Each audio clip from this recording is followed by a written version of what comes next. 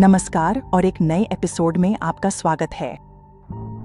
1982 की गर्मियों में किंग काउंटी, वॉशिंगटन में दो लड़के अपनी साइकिल चला रहे थे जब उन्होंने ग्रीन रिवर के पास एक पुल के नीचे कुछ तैरता हुआ देखा। जो उन्होंने पाया वह सिर्फ एक त्रासदी नहीं थी, बल्कि एक ऐसे दुःस्वप्न की शुरुआत थी जिसने दशकों तक अमेरिका को डराया। वह वेंडी ली कॉफील्ड का शव था, जो सिर्फ 16 साल की एक लड़की थी। लेकिन सुनिए, वेंडी अकेली पीड़िता नहीं थी। इसके तुरंत बाद एक और शव मिला, फिर एक और फिर एक और। ग्रीन रिवर एक कब्रिस्तान बनता जा रहा था और पुलिस को एहसास हुआ कि वे किसी आम अपराधी की तलाश नहीं कर रहे हैं, वे एक सीरियल किलर की तलाश कर रहे हैं, एक ऐसे भूत की जो जवान लड़कियों को उठा लेता था और उन्हें ठंडे अंधेरे पानी में छोड़ देता था। लेकिन इस पूरी कहानी का सबसे डरावना हिस्सा यह था, यह राक्षस कोई रहस्यमय अजनबी नहीं था जो अंधेरे में छुपा रहता हो। वह आपके पड़ोस में रहने वाला आदमी था, आपका शांत सहकर्मी, वह पति और पिता जिसे आप अपने घर के सामने अपने ट्रक की मरम्मत करते हुए देखते थे। क्योंकि यह आदमी, जिसकी शक्ल सूरत में कुछ खास नहीं था, एक ऐसा भयानक राज छुपाए हुए था जिसे समझ पाना लगभग नामुमकिन है। उसने सिर्फ हत्या नहीं की, उसने इतनी महिलाओं की हत्या की कि वह उनके शव फेंकने की जगहों का इस्तेमाल शहर में रास्ता ढूंढने के लिए अपने निजी निशानों के तौर पर करने लगा। यह कहानी है गैरी रिजवे की, ग्रीन रिवर किलर की, उस आदमी की जिसने खुलेआम छुपने की कला में महारत हासिल कर ली थी और पैसिफिक नॉर्थवेस्ट को अपनी निजी कब्रगाह में बदल दिया था। हमारी कहानी एक राक्षस से नहीं, बल्कि गैरी रिजवे नाम के एक लड़के से शुरू होती है जिसका जन्म 1939 में हुआ था। उसका परिवार सिएटल के उपनगरों में बस गया, जो सीटैक एयरपोर्ट से कुछ ही दूरी पर था। बाहर से देखने पर उनकी जिंदगी अमेरिकी सामान्यता की मिसाल थी। पिता बस ड्राइवर थे, मां डिपार्टमेंट स्टोर में क्लर्क थीं। लेकिन बंद दरवाजों के पीछे कुछ गड़बड़ थी, बहुत ही भयानक गड़बड़। गैरी की मां मैरी कथित तौर पर एक हावी, अपमानजनक और अत्याचारी महिला थीं। उसके पिता शायद ही कभी घर पर रहते थे। अपमान और नियंत्रण का यह जहरीला मिश्रण गैरी के भीतर कुछ गहराई तक बिगाड़ गया।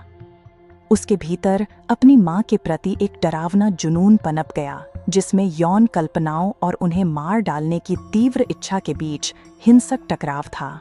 वह कल्पना करता था कि वह छाती में छुरा घोंप रहा है, चेहरा काट रहा है, कैसा महसूस होगा। ये सिर्फ विचार नहीं थे, उसने इन्हें अमल में लाना शुरू कर दिया था। 15 साल की उम्र में उसने एक और लड़के को चाकू मारा, मारने के लिए नहीं, बल्कि चाकू मारने की प्रक्रिया को समझने के लिए। उसने एक बिल्ली का गला घोंटा, उसने पिल्लों को गोली मारी। चेतावनी के संकेत सिर्फ लाल झंडे नहीं थे, वे खून से सने विशाल बिलबोर्ड थे। और फिर भी किसी तरह दुनिया चलती रही। गैरी ने हाई स्कूल से स्नातक किया, नौसेना में भर्ती हुआ, शादी की और वियतनाम में अपने समय के दौरान वह वेश्याओं के प्रति जुनूनी हो गया। वे आसान शिकार थीं, ऐसी महिलाएं जिन्हें समाज अक्सर नजरअंदाज कर देता था। भविष्य में वे ही उसकी मुख्य शिकार बनेंगी। वह 3 बार शादी करेगा, यहां तक कि उसका एक बेटा भी होगा, मैथ्यू। बाहरी दुनिया के लिए वह बस गैरी था, केनवर्थ फैक्ट्री में ट्रक पेंटर, एक ऐसा आदमी जिसके पास स्थिर नौकरी और परिवार था, पूरी तरह से महत्वहीन। लेकिन 1982 की गर्मियों में उस महत्वहीन आदमी ने अपने जीवन का असली काम शुरू किया। उस गर्मी में एक डरावना पैटर्न उभरने लगा। युवतियों की लाशें ग्रीन रिवर के आसपास और उसके अंदर मिलने लगीं। वेंडी के बाद डेबोरा लेन बॉनर आईं, उम्र 23 साल। फिर मार्सिया फिचैपमैन, उम्र 31 साल। फिर ओपल चार्मैन मिल्स, सिर्फ 16 साल की। सभी को उसी नदी में, उसी इलाके में पाया गया। पुलिस को पता था कि उनके सामने एक सीरियल किलर है, लेकिन उन्हें इस तबाही के पैमाने का अंदाजा नहीं था। यह तो बस शुरुआत थी। हत्यारा अपने शिकारों को एक खास सड़क से चुन रहा था, पैसिफिक हाईवे साउथ से, जो सीटैक एयरपोर्ट के पास कुख्यात इलाका था। और वह लाशों को झुंड में फेंक रहा था, मानो अपनी भयानक संग्रह को व्यवस्थित कर रहा हो। जल्द ही नए शव फेंकने के स्थान मिले। एक झुंड टाई गोल्फ कोर्स के पास, दूसरा एक आवासीय क्षेत्र स्टारलेक के पास। यह सिलसिला चलता ही गया। वह एक हत्या करने वाली मशीन था। इस जांच को ग्रीन रिवर टास्क फोर्स नाम दिया गया, जो अमेरिकी इतिहास की सबसे लंबी और महंगी जांचों में से एक बन गई। लेकिन रिजवे एक भूत की तरह था। वह बेहद सतर्क और सावधान था।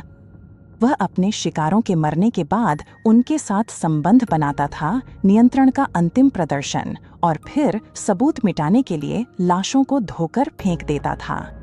सबसे डरावनी बात क्या थी? वह लगभग पकड़ा ही गया था। 30 अप्रैल 1983 को एक पीड़िता जिसका नाम मैरी मुलवार था को रिडग्वे के ट्रक में बैठते हुए देखा गया। उसके बॉयफ्रेंड को कुछ गड़बड़ महसूस हुई। उसने पीछा करने की कोशिश की, लेकिन वह उन्हें खो बैठा। कुछ दिनों बाद उसने वही ट्रक एक घर के बाहर खड़ा देखा। वह घर गैरी रिडग्वे का था। उसने तुरंत पुलिस को फोन किया। रिडग्वे से पूछताछ की गई। उसने सब कुछ नकार दिया। पुलिस के पास कोई भौतिक सबूत नहीं था, इसलिए उन्हें उसे छोड़ना पड़ा। बाद में रिडग्वे ने कबूल किया कि उसने पूरी पूछताछ के दौरान एक बाड़ के सहारे टिककर खड़ा रहकर अपने हाथ पर मैरी द्वारा छोड़ी गई गहरी खरोंचों को छुपाया था, जो उसने अपनी जान बचाने के लिए लड़ते हुए लगाई थीं। पुलिस के जाने के बाद उसने सबूत मिटाने के लिए उन खरोंचों को बैटरी एसिड से जला दिया। वह एक संदिग्ध था, लेकिन आजाद था। लगभग 2 दशकों तक वह हत्या करता रहा। उसने यहाँ तक कबूल किया कि उसने एक महिला की हत्या तब की जब उसका अपना बेटा उसके बगल में ट्रक में सो रहा था। उसका आतंक का राज केवल एक वैज्ञानिक चमत्कार की वजह से खत्म हुआ। 2001 में जांचकर्ताओं ने, जो अब नई डीएनए तकनीक से लैस थे, 1987 में रिडग्वे से लिए गए लार के नमूनों की दोबारा जांच की। वे शुरुआती 3 पीड़ितों पर मिले सूक्ष्म साक्ष्यों से डीएनए प्रोफाइल बनाने में सक्षम हुए। परिणाम एकदम सटीक मेल था। 30 नवंबर 2001 को, लगभग 20 साल बाद जब पहली लाश मिली थी, ग्रीन रिवर किलर आखिरकार गिरफ्तार हो गया। मृत्युदंड का सामना करते हुए और अपनी कायरता के कारण रिडग्वे ने एक सौदा किया। उसे फांसी से बख्शा जाएगा, लेकिन एक शर्त पर, पूरी कबूलनामा। वह जांचकर्ताओं को उन महिलाओं की लाशों तक ले जाएगा जिन्हें उसने मारा था और जिन्हें वे कभी ढूंढ नहीं पाए थे। उसने 48 हत्याओं का दोष कबूल किया, हालांकि उस पर 71 से अधिक और संभवतः 90 से भी ज्यादा महिलाओं की हत्या का संदेह है। उसे 48 लगातार उम्र कैद की सजाएं सुनाई गईं। उसकी सजा के दौरान उसके पीड़ितों के परिवारों को आखिरकार उसका सामना करने का मौका मिला। वह वहां पत्थर जैसे चेहरे के साथ बैठा रहा, एक दयनीय इंसान की तरह, जब वे अपने दर्द और नुकसान के बारे में बोल रहे थे। शायद इस कहानी का सबसे चौंकाने वाला हिस्सा सिर्फ हत्याओं की संख्या नहीं है, बल्कि यह है कि दशकों तक उसके जीवन में किसी को भी उस पर कोई शक नहीं हुआ। उसकी तीसरी पत्नी जुडिथ ने उनकी शादी को खुशहाल बताया और लंबे समय तक उसकी बेगुनाही पर विश्वास बनाए रखा।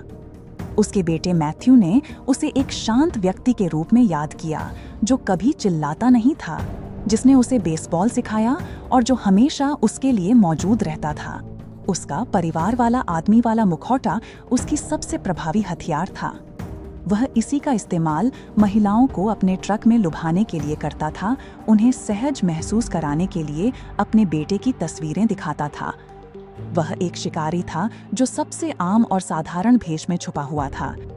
आज भी उसके पीड़ितों की पहचान की जा रही है। 2023 में एक और अवशेषों के सेट, जिसे पहले केवल बोन्स 17 के नाम से जाना जाता था, को आखिरकार एक नाम मिला, लॉरी एन रेस्पोटनिक। गैरी रिजवे की कहानी एक डरावनी याद दिलाती है कि सबसे भयानक राक्षस अक्सर वही होते हैं जो हमारी तरह ही दिखते हैं। वे हमारे पड़ोस में रहते हैं, सुबह सुबह नमस्ते कहते हैं और अपनी सबसे काली सच्चाइयों को सबके सामने छुपाए रखते हैं। आज के एपिसोड के लिए बस इतना ही। अगर आपको यह कहानी पसंद आई हो तो लाइक और सब्सक्राइब करना न भूलें। देखने के लिए धन्यवाद और मैं आपको अगले एपिसोड में मिलूंगा।